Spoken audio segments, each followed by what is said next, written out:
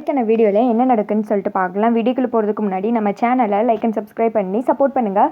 Video வந்துட்டு செம்ம இன்ட்ரெஸ்டிங்காக போய்கிட்டு இருக்கு. ஃபஸ்ட்டு சீனில் வந்துட்டு ஸ்வாதி கூட சேர்ந்து நம்ம எல்லாருமே போகலாம் அப்படின்னு சொல்லிட்டு கார்த்தி ரேவதியும் ஸ்வாதிக்கு வந்துட்டு துணையாக வர்றாங்க.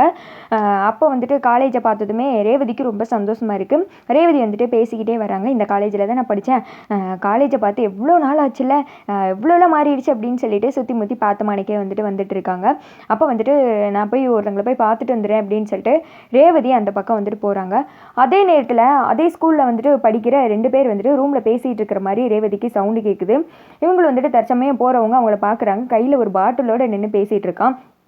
அப்போ இன்னொரு பையன் சொல்கிறான், டேய் அவள் அழகாக இருக்கிறதுனால தானடா இந்த ஆட்டம் போட்டுக்கிட்டு இருக்கா, அவள் அழகையே கெடுத்துட்டா அப்படின்னு சொல்ல, என்னடா சொல்கிற அப்படின்னு கேட்டதும், ஆமாம் இந்த ஆசிட் எடுத்து அவள் மூஞ்சியில் ஊற்றி அவள் அழகை குலைச்சி விட்டுற போகிறேன், அவள் அழகா இல்லைன்னா யார் அவன் பக்கம் வந்துட்டு திரும்பி பாப்பா அப்படின்னு சொல்ல, அதான்டா சரி நீ பண்ணுறதா சரி அப்படின்னு சொல்ல, அதை கேட்டது ரேவதி ஷாக் ஆகிடுறாங்க. ஐயோ இவங்க பாட்டுக்கு போய் அந்த பொண்ணு மூஞ்சியில் ஆசிட்டு ஊற்றிட்டா என்ன ஆகும், இதை உடனே தடுக்கணும் அப்படின்னு சொல்லிட்டு அவங்கள பார்க்குறதுக்காக குடுகுடுன்னு வர அவங்க ஆனால் வந்துட்டு கிளம்பிடுறாங்க. ஐயோ இவங்க எங்கே போனாங்கன்னு தெரியல அப்படின்னு சொல்லிட்டு ரேவதி சுற்றி முற்றி தேடுறாங்க. அந்த சமயத்தில் கார்த்தியும் ஸ்வாதியும் அங்கிட்டிருந்து வர்றாங்க. என்ன பண்ணுறக்கா அப்படின்னு சொல்லிட்டு ஸ்வாதி கேட்குறாங்க. ராஜா ஒரு பெரிய பிரச்சனை ஆயிடுச்சு அப்படின்னு சொல்ல, பிரச்சனை ஆகாமல் இருந்தால் தானே அதிசயம் சொல்லு அப்படின்னு சொல்லிட்டு கார்த்தி கேட்குறாங்க. நான் அந்த பக்கம் போனல, அப்போ 2 பேர் பேசிகிட்டு இருந்தாங்க, ஒரு பொண்ணு மூஞ்சியில் ஆசிட் அடிக்க போகிறாங்களா அப்படின்னு சொல்ல, அதை கேட்டது ஸ்வாதி வந்துட்டு ஷாக் ஆயிடுறா. அக்கா எந்த பக்கம் அவங்க போனாங்க அப்படின்னு சொல்ல, அதாண்டி எனக்கு தெரியல, நானே அவங்கள தேடிக்கிட்டு இருக்கேன் அப்படின்னு சொல்லிட்டு இவங்க 3 பேருமே வந்துட்டு அக்கம் பக்கம் பார்த்து சுற்றி புற்றி அலைஞ்சிட்டு இருக்காங்க. அப்போ பார்த்தா அந்த ஆசிட் ஊற்ற போறேன்னு சொன்னால அவன் வந்துட்டு அந்த பொண்ணை கையை பிடிச்சி இழுத்துட்டு இருக்கான். நான் உன் பின்னாடி லவ் பண்ணுறேன்னு சொல்லி சுற்றிட்டு இருக்கேன், ஆனால் என்னை நீ கண்டுக்கவே மடிக்கலை, உன் அழகை வச்சு திமிர்த்தனம் பண்ணுறல, அந்த அழகையே நான் இல்லாமல் ஆக்கிறேன்டி அப்படின்னு சொல்லிட்டு கையை வந்துட்டு பிடிச்சி இழுத்து ஆசிட்டை ஒரு பக்கம் வந்துட்டு ஊற்றுறதுக்காக போகிறான். அதே சமயத்தில் ரேவதி அந்த பையனை பார்த்துடுறாங்க. ராஜா அவன் தான் நான் சொன்னவே, உடனே போய் தடு அப்படின்னு சொல்ல குடுகுடுன்னு காட்டி வந்துட்டு போகிறாங்க. கரெக்டாக ஊற்ற போகிற செகண்டில் காட்டி வந்துட்டு அந்த கையை பிடிச்சிடுறாங்க. டக்குன்னு வந்துட்டு அவனுக்கு அடியை கொடுக்க அந்த பொண்ணு வந்துட்டு ரொம்ப தேங்க்ஸ் அப்படின்ற மாதிரி சொல்கிறாங்க.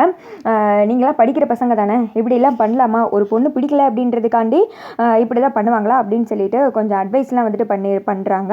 அதை பார்த்தது ரேவதி ரொம்ப சந்தோஷப்படுறாங்க. சரி நம்ம சொன்னோம் அப்படின்றதுக்காக உடனே ஓடி போய் காப்பாற்றுறாங்களே அப்படின்னு சொல்லிட்டு பார்த்துட்டு இவங்க எல்லாருமே பிரச்சனையெல்லாம் சால்வ் பண்ணிவிட்டு இந்த பக்கம் நடந்து வர்றாங்க. அப்போ ரேவதி வந்துட்டு நில்லு உன் சட்டை கிழிஞ்சிருக்கு எப்படி அப்படின்னு சொல்ல, இல்லை அவனை அடித்தோம்ல, அப்போ அவன் சட்டையை பிடிச்சி இழுத்தான், ஒரு வேளை சண்டையில் வந்துட்டு சட்டை கிழிஞ்சிருக்கும் அப்படின்னு சொல்ல, நான் உடனே உனக்கு போய் ஒரு புது சட்டை எடுத்துகிட்டு வரேன் அப்படின்னு சொல்ல, அதுக்கு வந்துட்டு காட்டி சொல்கிறாங்க, அதில் என்ன இருக்குது, ஒன்றும் பரவாயில்ல இருக்கட்டும், கொஞ்ச நேரம் தானே நான் அட்ஜஸ்ட் பண்ணிக்கிறேன், புது சட்டைலாம் ஒன்றும் வேணாம் அப்படின்னு சொல்ல, நீ சும்மா இரு, இங்கே இத்தனை பேர் இருக்காங்க, நீ இந்த கிழிஞ்ச சட்டையை போட்டுக்கிட்டு இருப்பியா, இரு நான் போய் புது சட்டை எடுத்துகிட்டு வரேன் அப்படின்னு சொல்லிட்டு கார்த்திக்காக ரேவதி வெளியில் போய் கடைக்கு சட்டை எடுக்க போகிறாங்க. கார்த்தி அதை வந்துட்டு பார்த்துட்டு இருக்காரு. அங்கே போனதும் ஒவ்வொரு கலராக வந்துட்டு பார்க்குறாங்க.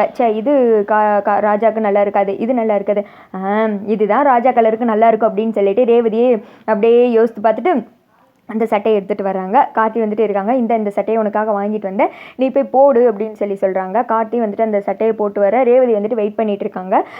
ராஜா வந்துட்டு அந்த சட்டையை போட்டு வரதை பார்க்கணும் அப்படின்றதுக்காக கார்த்தியும் சட்டையை போட்டு வர்றாரு. ரேவதி வந்துட்டு இது உனக்கு நல்ல சூட்டபுளாக சூப்பராக இருக்குது அப்படின்னு சொல்ல, எங்கிட்ட வந்துட்டு கார்த்தியும் அப்படியே நல்லா இருக்கா, சரி ரொம்ப தேங்க்ஸ் எனக்காக இப்படி சட்டை வாங்கிட்டு வந்து கொடுத்ததுக்கு அப்படின்னு சொல்ல, சரின்னு சொல்லிட்டு இவங்க 2 பேரும் ஸ்வாதி வந்துட்டு காம்படிஷனில் கலந்துக்கணும் இல்லையா, அதுக்காக ஸ்வாதி வந்துட்டு பாட வைக்கிறதுக்காக போகிறாங்க.